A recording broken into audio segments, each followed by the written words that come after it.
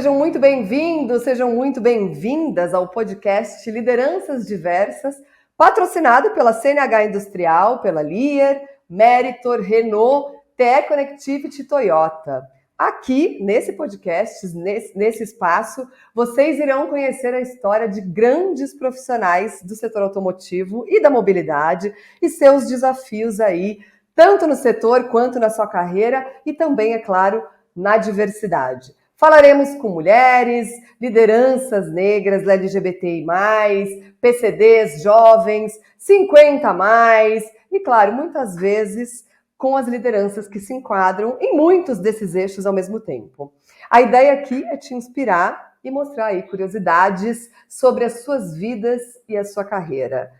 Hoje a minha convidada é uma liderança feminina incrível e super especial. Ela é formada em serviços sociais e depois se especializou e se formou em administração de recursos humanos. E hoje ela lidera e é uma super liderança porque ela é vice-presidente de Relações Humanas do Brasil e da Argentina na Continental. Então, eu acho que ela tem muito aí para contribuir com a gente, com insights poderosíssimos e para contar um pouco aí também sobre a sua carreira. Ela é Ana Cláudia Oliveira. Seja muito bem-vinda aqui para o nosso espaço, para o nosso Lideranças Diversas. É um prazer imenso ter você aqui com a gente. E eu já tenho aqui de cara uma curiosidade, porque o teu cargo, ele é um tanto quanto curioso, porque eu falo que você se formou em administração de recursos humanos, mas você é uma vice-presidente, na verdade, de relações humanas, né? Então isso já mostra que temos aí alguma mudança um pouco aí nessa área, né? Queria que você me contasse um pouco da sua trajetória, queria que você me contasse um pouco aí de como você chegou à vice-presidência e também essa curiosidade aí sobre esse cargo, esse novo cargo, aí, essa nova forma de se classificar recursos humanos, se é assim que eu posso dizer. Muito bem-vinda, Ana. Paula, super obrigada, que prazer enorme. Muito obrigada pelo convite, por fazer parte desse podcast super interessante, que eu imagino que terão também histórias super inspiradoras. Vou ficar fã e com certeza vou seguir vocês assistindo todos. Eu quero, Bom, hein? vamos sim, estamos juntas. Falando um pouco da minha carreira, acho que vou resgatar assim, algumas curiosidades, porque eu já tenho mais de 30 anos trabalhando em relações humanas, mas acho que alguns fatores são curiosos. Eu sentei numa cadeira de liderança, assumi pela primeira vez a gestão de RH, somente com 3 anos de formada e com 1 ano trabalhando numa empresa coincidentemente alemã também.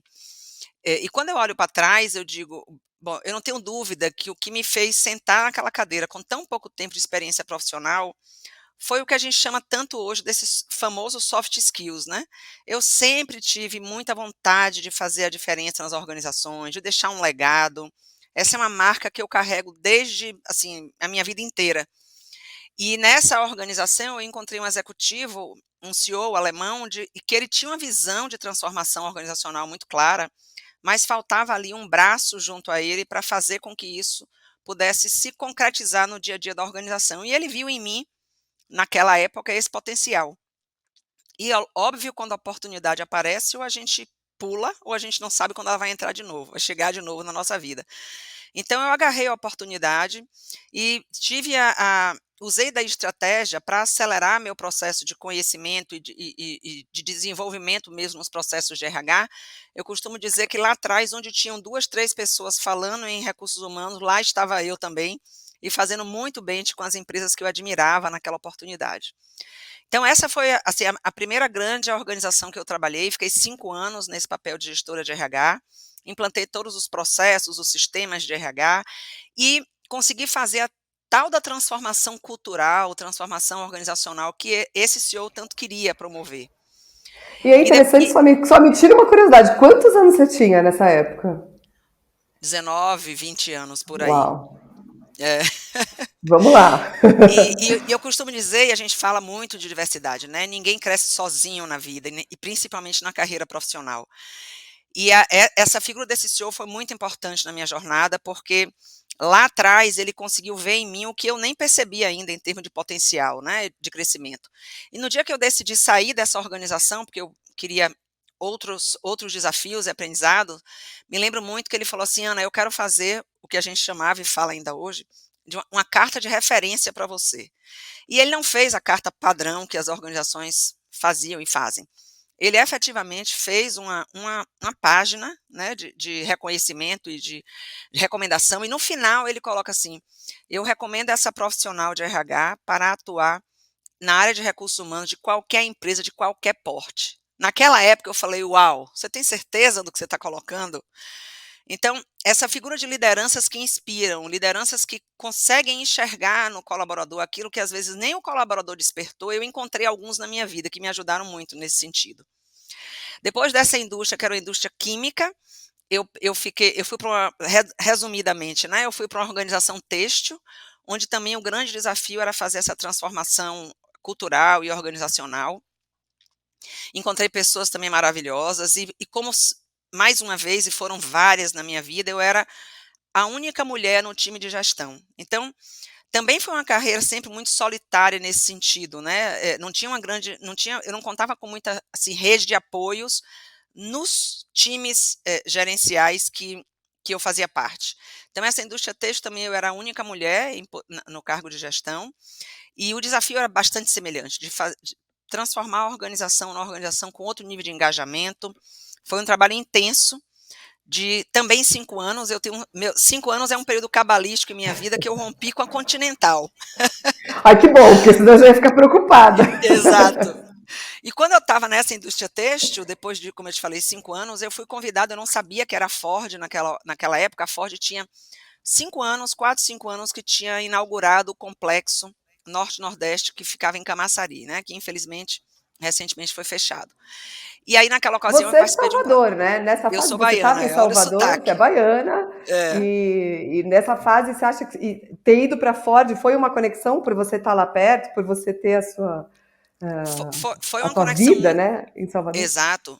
Assim, além de ter sido uma conexão muito forte, eu entrei num segmento que é um segmento que tem seus desafios e também é bastante inspirador.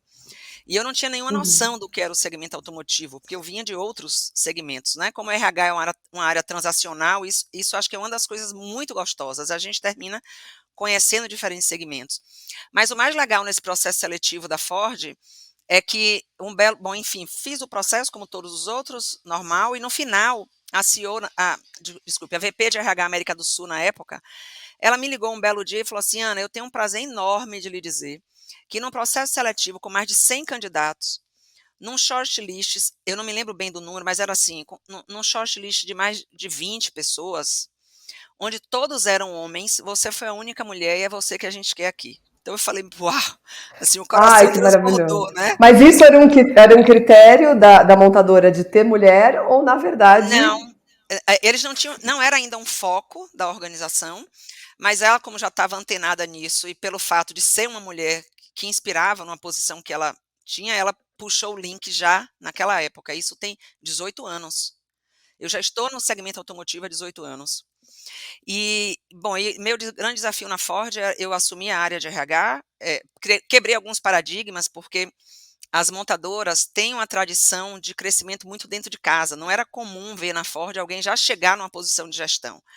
Geralmente as pessoas iam crescendo degrau por degrau. Então, esse foi um quebra de paradigma que as pessoas me falavam muito. Olha, que estranho ver você já chegar numa posição dessa. E aí, compreender o segmento automotivo foi um desafio maravilhoso, assustador inicialmente, mas depois muito encantador. E aí nessa oportunidade eu tinha um desafio muito grande das negociações sindicais. A montadora sempre tem essa parte de relações trabalhistas bastante pesado, então, a gente viveu, assim, grandes emoções nesse sentido de negociação sindical num site onde tinham 22 empresas, todas juntas no mesmo ambiente, os suppliers e a montadora, e mais de 10.000 pessoas todos os dias ali. Como a linha de montagem era realmente just in time, super alinhado com os fornecedores que faziam parte, literalmente, do mesmo teto, era um desenho bem diferente desse complexo Norte-Nordeste. Se tivesse qualquer parada de linha de 2, 3 minutos, impactava no site inteiro em 22 empresas, então o nível de estresse era bem alto. Bom, 5 anos de novo, depois de 5 anos e meio, quase 6 anos na Ford, eu falei: "Bom, eu vou me aposentar aqui. Aqui eu não quero mais sair, me encontrei na Ford e aqui eu vou ficar". E aí a Continental me achou e começou um namoro comigo. E eu, cada vez que eu conversava com alguém dessa organização, que eu estou há 12 anos, eu me encantava mais, né. É uma mudança grande você sair de uma visão de uma organização americana para mudar para uma organização europeia. E eu, sinceramente, assim, me encantei muito com os valores da organização e com as pessoas que eu conheci. E aí, um belo dia, eu falei: "Gente, meu coração já foi, eu tenho que levar o corpo, porque faz sentido". E assim eu fui para a Continental. Eu entrei pela Continental da Bahia, de Camaçari, é a maior fábrica que nós temos no Brasil, é a fábrica de pneus. Nós temos quase 3.000 pessoas lá. E eu entrei com um desafio muito claro, assim, a planta naquela ocasião tinha um turnover com o pessoal administrativo de 14%. E você imagina isso no engaja para a indústria é um turnover alto. Hoje a gente está vivendo globalmente um grande problema de turnover de novo, mas naquela época era algo bastante representativo. E o que a Alemanha queria muito era que a gente trabalhasse esse processo de engajamento, de pertencimento das pessoas, colocasse o turnover e trabalhasse muito com retenção, né, num patamar aceitável. E eu vou te falar que foram 3 anos de trabalho intenso, de ouvir as pessoas, de mapear quais eram os grandes problemas, quais eram as insatisfações, onde estavam nossos gaps. E depois de 3 anos, assim, com muito orgulho, muita satisfação, eu te digo que o nosso turnover caiu para 1,5%. É onde está até Ah, meu hoje. Deus, que demais, que E a gente já demais. estava na lista das melhores empresas para se trabalhar na Você S.A. Então, é um projeto que eu tenho realmente muito carinho. E aí quando eu estava mais uma vez, né, com quase 6 anos, 5 anos e meio na posição, felizmente, essa coisa dos 5 anos na minha vida é assim, como eu trabalho muito com transformação organizacional e cultural, você trabalha muito forte os 3 anos. E depois você começa já a ver os resultados. Com 5 você entra em zona de conforto de novo, porque é fazer rodar a roda que você já conhece.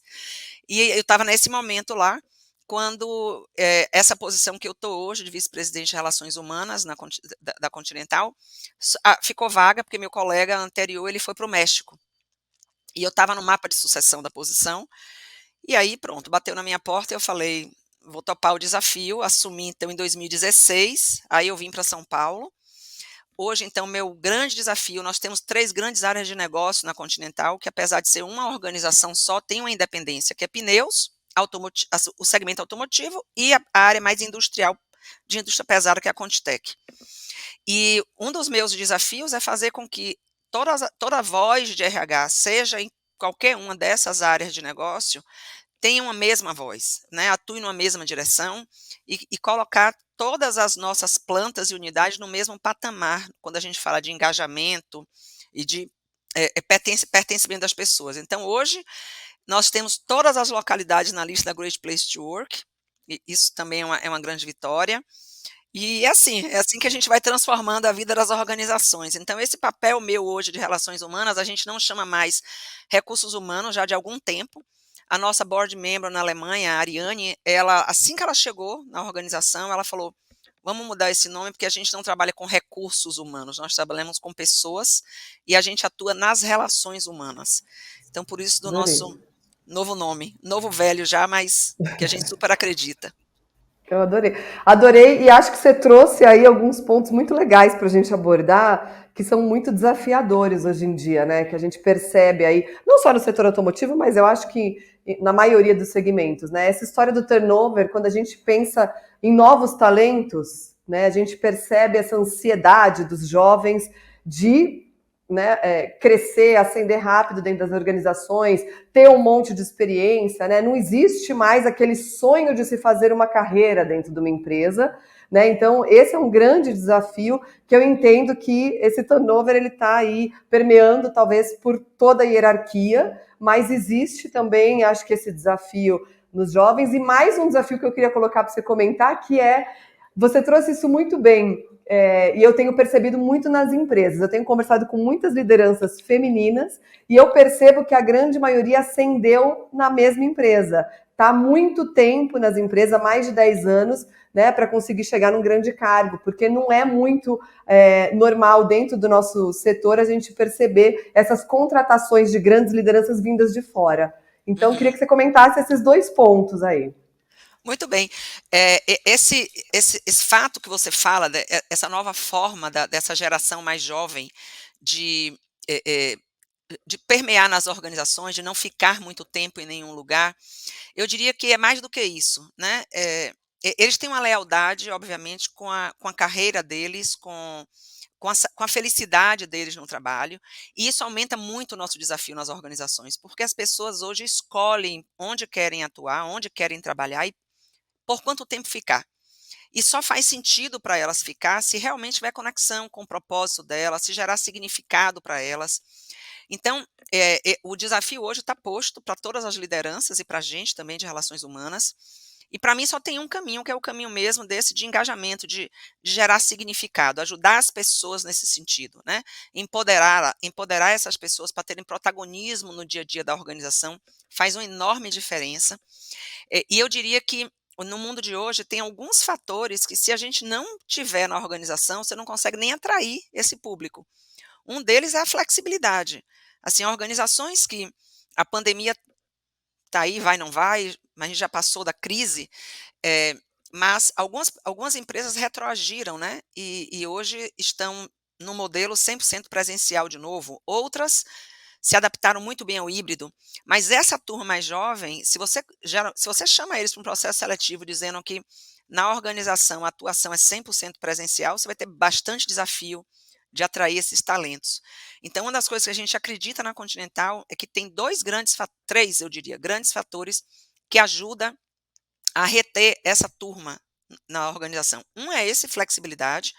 Precisa oferecer oportunidade de flexibilidade, período sabático, trabalho híbrido. Acho que isso é fator né, decisivo de retenção.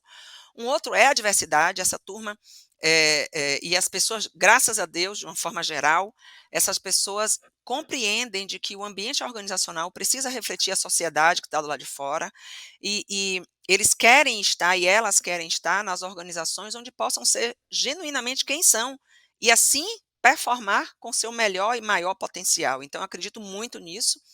E o terceiro também as pessoas escolhem as organizações que cuidam da saúde emocional das pessoas, né, que zelam pela qualidade de vida. Então, esse é também um outro grande desafio posto no nosso dia a dia para as lideranças e para o RH.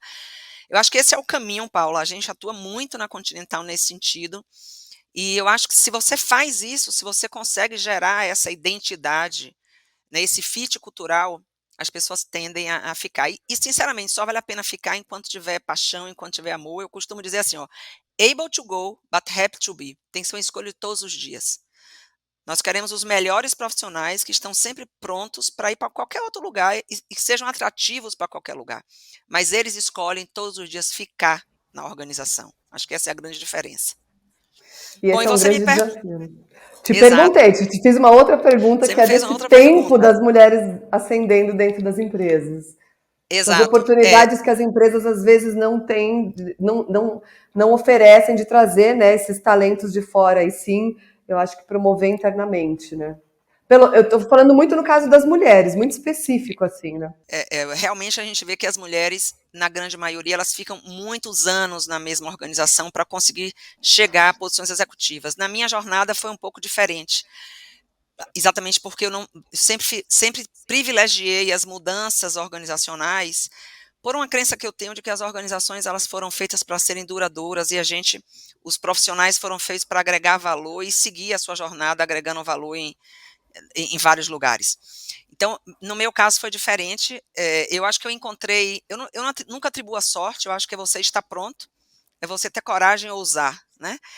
E eu acho que na minha trajetória eu tive várias oportunidades nesse sentido. E quando o bonde passava, eu não me boicotava. Eu dizia, não, ok, dá aquele medinho, né? Quem não tem, aquele receio, mas eu fazia disso uma mola propulsora. Eu dizia, vou.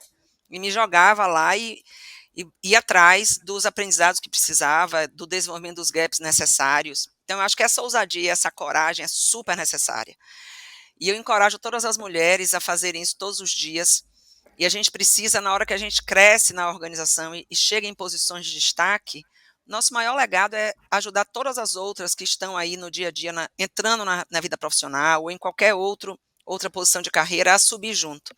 Seja fazendo mentoria, seja fazendo coaching, eu faço isso assim com muita, eu diria com propósito de vida. Que Então, demais. que eu possa ajudar muitas outras aí também a crescer nesse sentido.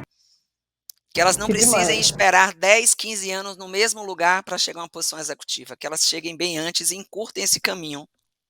Que demais, eu acho que isso é muito fundamental, né? Porque quando você conta a sua trajetória, e você mesmo trouxe isso no começo, de ter trabalhado em empresas muito masculinas, né? Acho que a gente também tem uma sociedade muito machista e a gente tem que lidar com isso todos os dias. E o setor automotivo também é muito masculino, muito machista. Você não tinha muitas mulheres, muitas lideranças femininas para se inspirar, né? Então, ter cavado, acho que essa trajetória. Você falou que se inspirava muito em algumas lideranças, buscava alguns benchmarks. Esses seus benchmarks tinham essa característica de buscar inspirações em lideranças femininas? Ou você buscava mais características ou soft skills que, né, você achava necessário desenvolver? Como que era também essa sua busca naquela época? Porque hoje eu acho que a gente tem muito essa necessidade de inspirar as mulheres e ajudar as mulheres.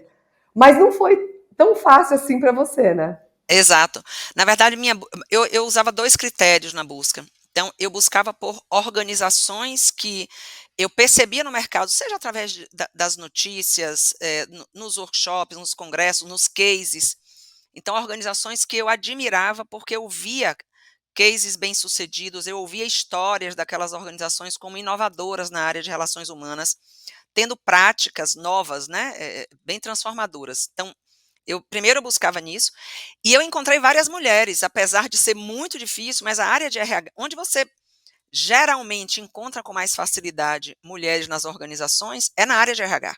Né? Essa é uma área que você tem mais facilidade de ver mulher. Então, eu tive a felicidade de encontrar algumas gestoras femininas nessas organizações que eu fiz bench e que me inspiraram muito. Agora, quando eu olho para trás, todos os meus gestores, os CEOs que eu trabalhei, foram todos homens. A única mulher que eu tive como chefe direta foi a vice-presidente da Ford, Célia Silvério, na época. Foi a Que única legal. na minha carreira. E hoje ainda é um desafio, né, para o setor automotivo. A gente tem números aí que a gente, né, Sim, divulga bastante através da nossa pesquisa de diversidade, que mapeia e faz a radiografia, né, do setor automotivo em relação à diversidade. E hoje a gente tem um quadro total de colaboradores só com 19% de mulheres, sendo que quando a gente vai para o alto escalão, a gente encontra um número ainda menor, que é de 12%, né? Então, ainda temos um grande desafio no setor, por mais que a gente trabalhe, as empresas estejam com ações muito estruturadas, né? E a gente fomentando muito mais esse tema. De 2017 para 2021, que foi quando saiu a nossa última pesquisa, a gente saiu de 21% para 19%. Tivemos uma queda, obviamente impactada pela pandemia, né? sim. Pelas crises As mulheres foram que econômicas. mais sofreram e foram mais demitidas na pandemia. Total, total. Mas como que você vê essa busca pela diversidade aí no setor automotivo, os desafios hoje de se implementar programas estruturados de diversidade, porque a gente percebe esse interesse, né, e esse investimento maior das empresas, mas que não está tão refletido assim nos números, né? Exato. Então, É, ótima pergunta. Aqui na Continental, um dado interessante para compartilhar com você, interessante, é muito frustrante para mim, mas quando você dá os números do segmento automotivo, eu digo, puxa, né, a gente tem que fazer muito mais. Nós temos, no grupo inteiro, eu tenho 6.000 pessoas hoje no Brasil, dessas 6.000, a gente só tem 20% de mulheres na organização, muito parecido com o seu número aí. É, e veja, nós somos a maioria na sociedade, então é inaceitável isso. Felizmente, apesar de sermos 20% na organização, nós somos 23% em posições executivas. O que é que eu percebo? A nossa discussão tem sido muito assim. Eu acho que eu não tenho dúvida de que as organizações acordaram para isso. O segmento automotivo percebeu que diversidade é uma questão de sustentabilidade. Não dá mais para ter negócio sem inclusão, sem diversidade, sem equidade, né? Para ter um Mas, negócio e para ter talentos, como você mesmo disse, né? Os jovens exato, hoje também estão buscando isso dentro das exato. organizações. Exato. Mas quando a gente olha quando eu qual é o que é que eu percebo? Como é uma mudança muito de mindset, na verdade, no final é tudo mudança de mindset, né, porque a mulher pode estar onde ela quiser estar. Então, às vezes, a gente escuta: "Ah, mas na área produtiva, tem um equipamento que é muito pesado", ou é isso ou aquilo. Então, é mudança de mentalidade, não faz sentido você achar que uma mulher, por uma estrutura física ou o que quer que seja, não possa estar em tal lugar. Então, é romper com esses paradigmas que a gente carregou historicamente por muitos anos. Mas eu acho, Paulo, que o esforço das organizações tem sido muito alta. E no segmento automotivo as empresas têm feito muito também, né?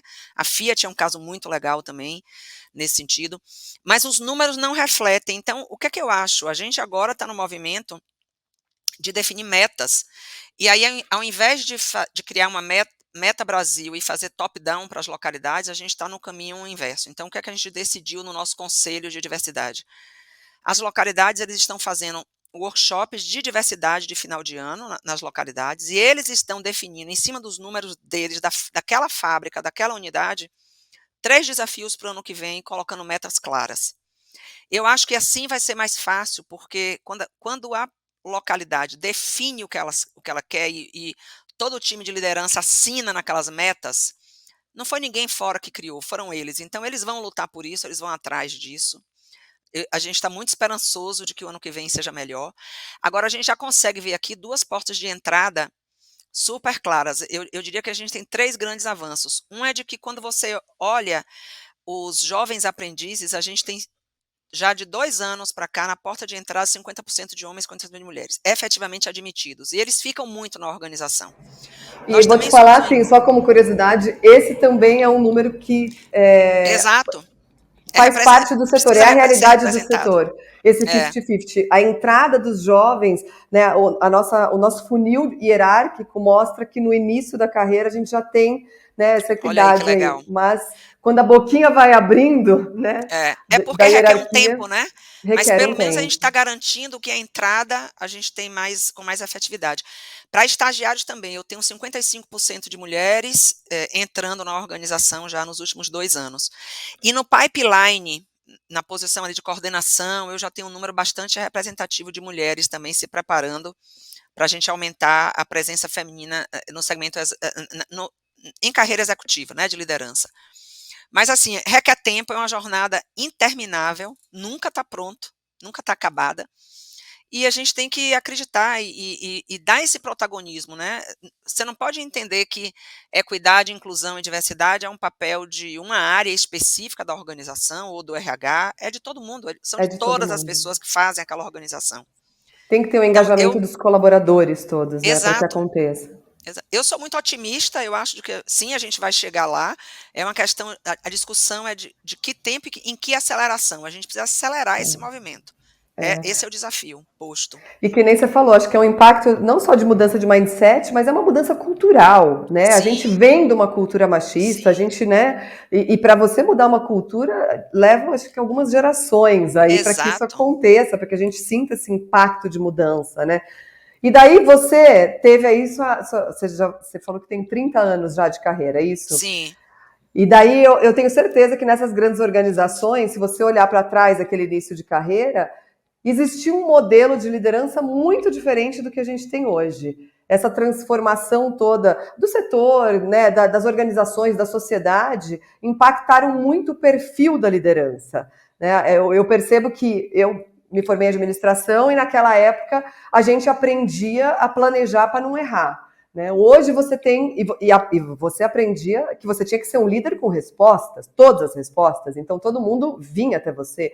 Hoje você percebe completamente, né, um outro modelo de gestão começando a fazer parte até das grandes organizações, que é a gestão mais ágil, né, que a gente chama. Então, aonde as lideranças passam a trabalhar de uma forma mais colaborativa, a procurar as respostas no time e, de alguma forma, também a aprender com erros, né? E mudar esse mindset também, você tem um desafio muito grande que é trabalhar com lideranças que ainda carregam essa cultura do início de carreira. Como que é esse desafio, né? Como que é esse novo papel do líder e como que a gente consegue numa empresa grande, né, como a Continental, como montadora, por onde você já passou, conquistar uma mudança dessa? Porque também eu acho que também tem uma jornada para que isso aconteça, né? Essa Sim, mudança sim. da liderança.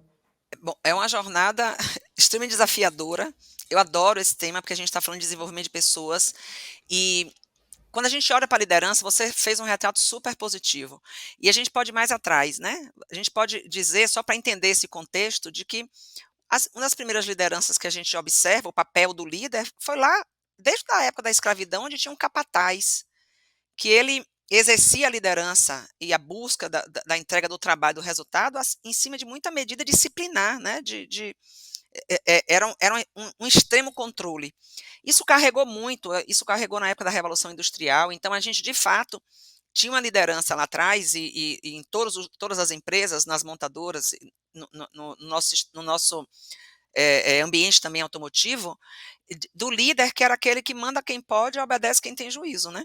E o líder, como você falou, que não errava nunca, tinha que ter todas as respostas, não poderia demonstrar vulnerabilidade. Então, era uma figura quase que assim, não existe essa pessoa, né? Quem não tem uma vulnerabilidade, quem nunca deixou de ter uma resposta? Então, muito penoso carregar essa figura. Mas eu diria que também era muito mais fácil você liderar sobre essa hierarquia do comando do cargo, da posição do cargo, porque manda quem pode, obedece quem tem juízo, o trabalho está feito. A sociedade, muito bem, com muita felicidade, evoluiu absurdamente e as pessoas não aceitam mais. As pessoas saem das organizações porque querem se despedir de líderes que não sabem ser líderes no dia a dia. Então, como é que a gente tem feito essa transformação? A gente tem um modelo de desenvolvimento de liderança que a gente começa desde as pessoas que lideram a si mesmo e que a gente percebe que tem potencial para crescer num caminho numa jornada de liderança. E aí a gente tem um treinamento de liderança que chama de Leading Self, liderar a si mesmo. E só nessa jornada, durante um ano, ele tem 3 módulos de desenvolvimento, exatamente para entender isso. Como é que eu lidero a mim mesmo, para depois eu poder liderar alguém, né? E aí depois a gente tem mais 3 níveis de hierarquia, a depender de em que momento você está na sua jornada profissional. Então é um desenvolvimento de liderança assim que não termina. As pessoas estão sempre fazendo parte de algum dessa jornada que a gente chama do leadership architecture.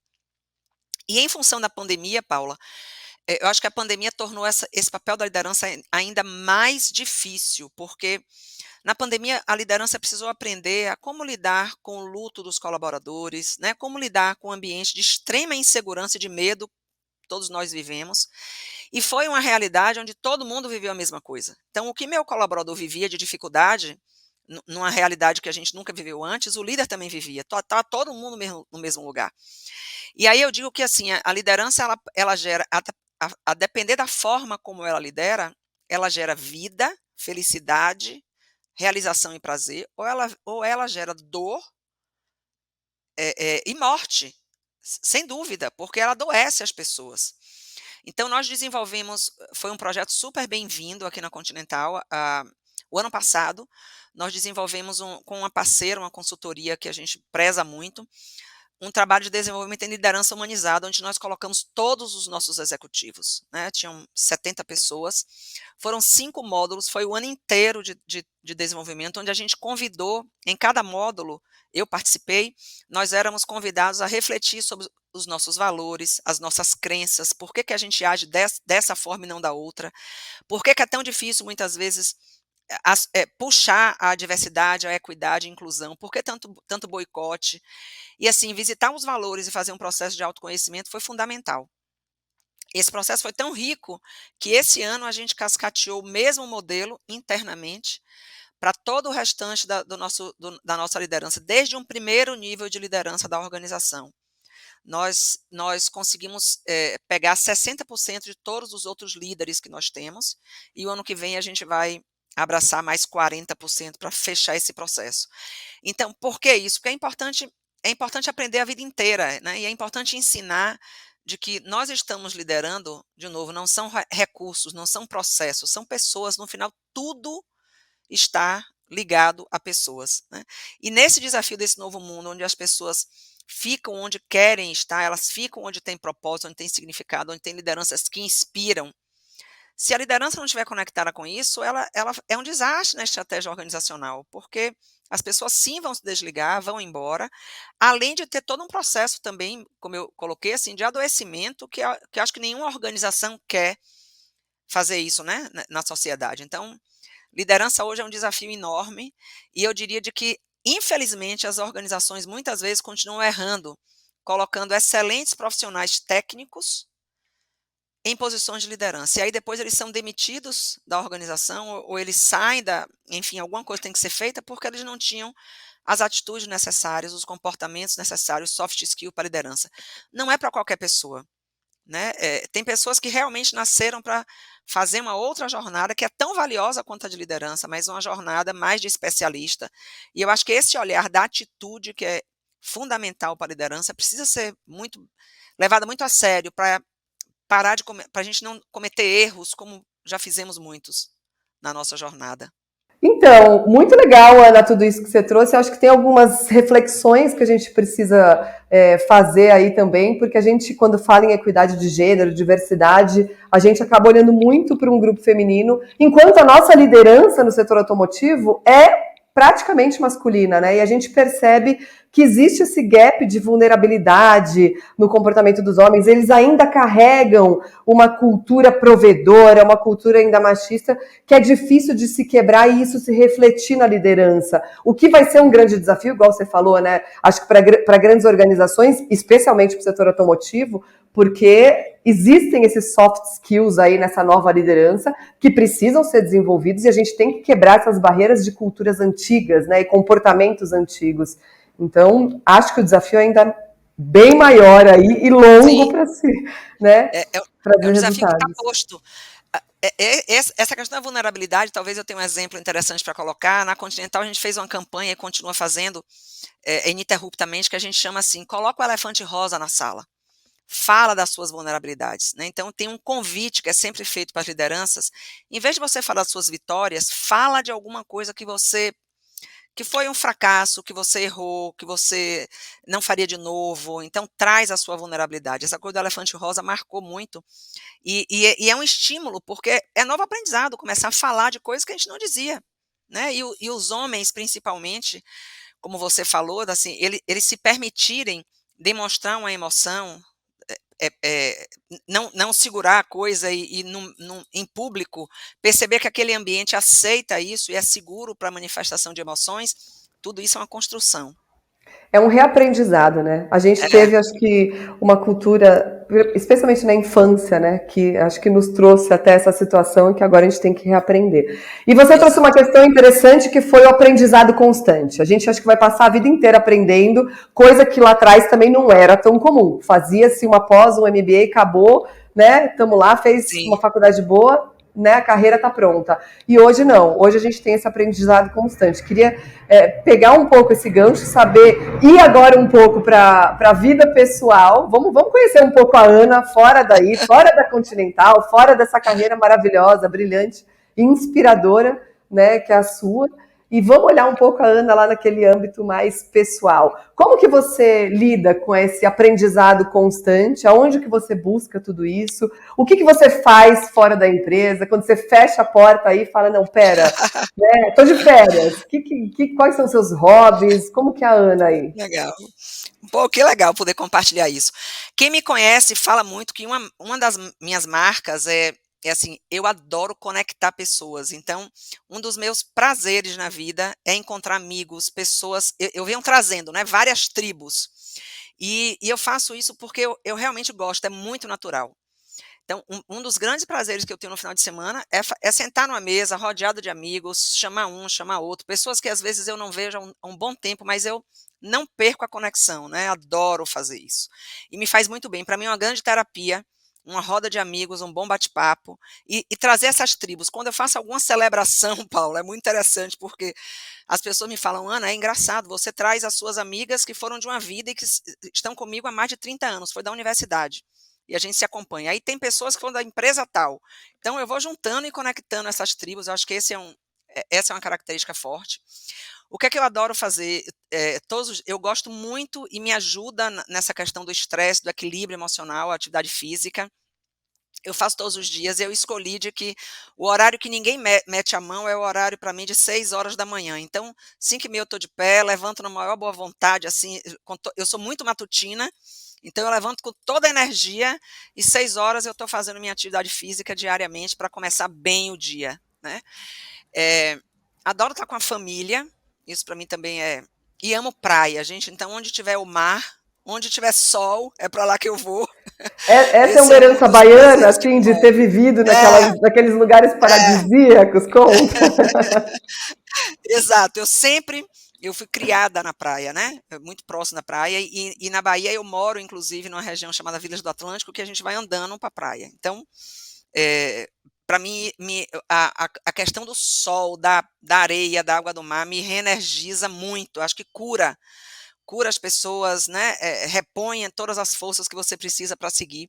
Então eu procuro fazer esses rituais, assim, no sentido de, sempre no final de semana, faz o que você gosta, se conecta com as pessoas, porque você precisa estar bem de novo, né, para retomar a atividade profissional e entregar o seu melhor. Se você não está bem, é impossível você fazer isso para o outro. Então eu diria que essa é uma característica muito forte, assim. Hoje eu estou em São Paulo, eu fico muito aqui e lá, e quando eu chego aqui em São Paulo, a primeira coisa que eu faço é conectar com as pessoas. Vamos jantar hoje, vamos sair para tal lugar. Então, encontro pessoas que foram da Ford, encontro colegas, amigos feitos aqui. Eu acho que essa é uma terapia que para mim super funciona, sabe? E que é o que a gente chama tanto de roda de apoio. As mulheres fazem isso muito bem, né? E devem E, fazer cada vez e mais, devem né? Vamos fazer, combinar. exato, Funciona, é muito bom. exato. Bom, e ainda um pouco mais de mim, eu sou casada, eu tenho 2 filhos já super criados, missão criada. Um Uau. de 30, um de 29 e um de 28 anos, então eu me sinto hoje, assim, que eu deixei um legado, né, tô deixando um legado, assim, 2 pessoas super do bem, para seguir aí contribuindo para essa sociedade em transformação. E aí, quando a gente vê que a gente conseguiu fazer pessoas do bem mesmo para a sociedade, eu acho que a gente também se fortalece e fica feliz com o legado construído. Então, eu acho que para finalizar aqui nossa conversa, que foi muito legal, e eu particularmente fiquei muito inspirada e me identifiquei em muitos pontos com você, eu queria que você deixasse um recado aí para essas pessoas que estão te olhando como Bente, né? Como chegar até aí? Como essas mulheres, especialmente, que estão começando uma carreira e que a gente espera que elas olhem com carinho para o setor automotivo, que a gente tem uma missão aí, acho que compartilhada, de aumentar essa presença feminina no setor. E já te convido para o nosso grupo de influência de 2023, que a Que gente vai ótimo! colocar a mão na massa juntos aí para fazer as coisas acontecerem. Então, eu queria que você deixasse um recado aí para elas e para todas as lideranças que estão aí vindo e as futuras lideranças. Uau, ótima pergunta. Você está me ouvindo bem? Estou te ouvindo Que bem, meu pode volume falar. está oscilando. Eu diria o seguinte: escolha alguma coisa que é o seu ponto forte. O que é que você tem de marcante no seu perfil profissional, na sua forma de fazer as coisas? O que é que você sempre escuta? Pô, você é boa nisso. Investe nisso, né? Não perde tanto tempo querendo melhorar os seus pontos fracos. A gente tem que fazer isso, mas o que impulsiona a nossa vida é a nossa força mesmo, é aquilo que é marcante em você.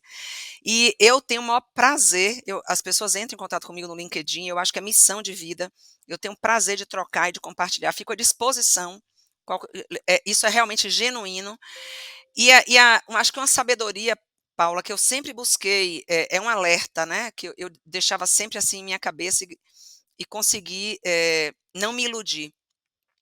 Nós estamos nas posições, mas o que mais vale na vida é a gente entender que nós somos, essa generosidade de entender quem nós somos como pessoas e não se perder com encantos do que a posição traz de poder, porque isso é passageiro.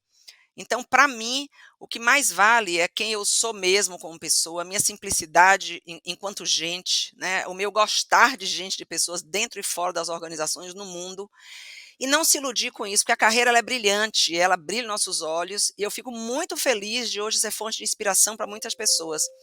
Mas eu quero também inspirar nesse sentido, olha, não perca o tom, né? Não deixa se iludir pelo poder, porque aí a gente perde o tom e vai errar nas organizações e na vida pessoal. Então, é seguir em frente, conectado com seus valores de vida e valores pessoais. Aí faz toda a diferença. Aí a gente transforma o mundo.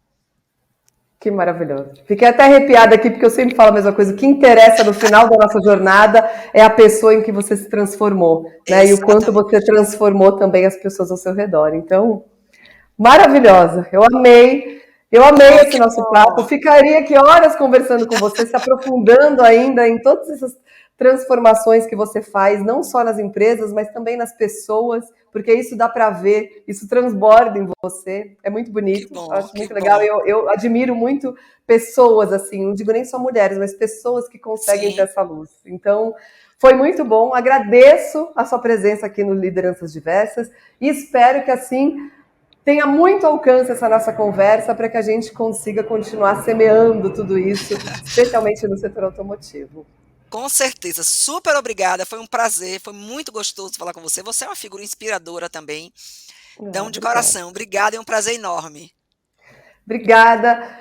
Gente, hoje nós conversamos então com a Ana Cláudia Oliveira, vice-presidente de Relações Humanas do Brasil e da Argentina na Continental, como ela diz, e todos dizem, uns dizem Continental, outros Continental, enfim. Ana, querida, obrigada por estar conosco, obrigada por compartilhar tanto da sua jornada e trazer tantos insights aí valiosos para a nossa comunidade. Esse é o podcast Lideranças Diversas, patrocinado por CNH Industrial, Lear, Meritor, Renault, TE Connectivity e Toyota, uma produção de Automotive Business. Eu sou a Paula Braga, CEO da Automotive Business. Quem edita esse programa é o Marcos Ambroselli, a direção de arte é do Luiz Prado e a nossa trilha sonora é do Chibruski, o Guilherme Schildberg. Obrigada, pessoal, pela audiência e até a próxima.